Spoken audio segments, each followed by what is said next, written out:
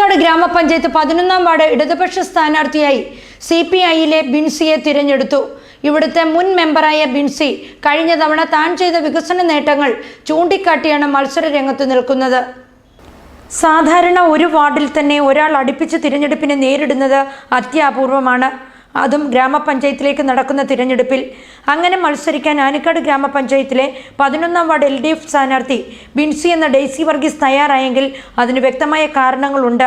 കഴിഞ്ഞ തവണ ഈ വാർഡിലെ ജനങ്ങളുടെ സർവ്വവിധ കാര്യങ്ങളിലും ഒരു വീട്ടിലെ അംഗമെന്ന നിലയിൽ പ്രവർത്തിച്ചതിൻ്റെ ചാരിതാർത്ഥ്യത്തിലാണ് വീണ്ടും മത്സരത്തിനായി ബിൻസി രംഗത്ത് വന്നത്. കഴിഞ്ഞ തവണ ലഭിച്ച 87 വോട്ടിൻ്റെ ഭൂരിപക്ഷത്തേക്കാൾ കൂടുതൽ ഭൂരിപക്ഷം ലഭിക്കുമെന്ന പ്രതീക്ഷയും ബിൻസിക്കുണ്ട്.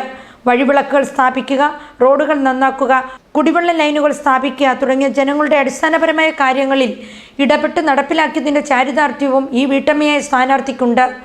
എങ്ങനെയുണ്ട് വിജയപ്രതീക്ഷയൊക്കെ? 100% വിജയപ്രതീക്ഷയുണ്ട്. കഴിഞ്ഞ 5 വർഷത്തിന് മുമ്പ് ഞാനിവിടെ മെമ്പറായിരുന്നു.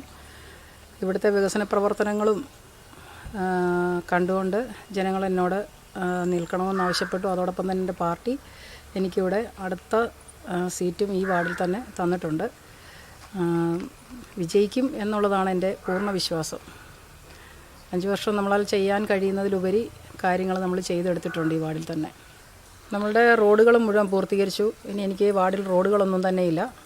പ്രത്യേകമായി പറഞ്ഞാൽ നമുക്ക് ഒരു 20-25 ബൾബ് ഇടുന്നത് മാത്രമേ ഉണ്ടായിരുന്നുള്ളൂ. സ്ട്രീറ്റ് മൊത്തം മെയിൻ റോഡുകളും പോക്കറ്റ് റോഡുകളും നടപ്പാതകളും നമ്മൾ സ്ട്രീറ്റ് മെയിൻ ചെയ്ത് മൊത്തം ലൈറ്റ് ഇട്ടു. പിന്നെ അംഗൻവാടിക്ക് കറണ്ട്, വെള്ളം, മഴവെള്ള സംഭരണി, ഫർണിച്ചർ, TV ഇതെല്ലാം നമ്മൾ കൊടുത്തിട്ടുണ്ട്. സ്കൂളുകൾക്ക് അതതിൻ്റെതായ വികസനം വേണ്ടതായ കാര്യങ്ങളൊക്കെ അവരുടെ സ്കൂളുകൾക്കും കൊടുത്തിട്ടുണ്ട്. ഒരു വെയിറ്റ് ഷെഡ് കൊണ്ടുവന്നിട്ടുണ്ട് പുതിയതായി. സാധാരണക്കാരൻ്റെ വേദനയും പ്രയാസവും മനസ്സിലാക്കി പ്രവർത്തിക്കുന്ന വ്യക്തി എന്ന ജനങ്ങളുടെ പ്രതീക്ഷയ്ക്കൊത്തു പ്രവർത്തിക്കാൻ ബിൻസിക്കു കഴിഞ്ഞുവെങ്കിൽ ഇത്തവണത്തെ തിരഞ്ഞെടുപ്പിൽ അതിൻ്റെ റിസൾട്ട് പോസിറ്റീവ് ആയിരിക്കുമെന്ന കാര്യത്തിൽ സംശയമില്ല.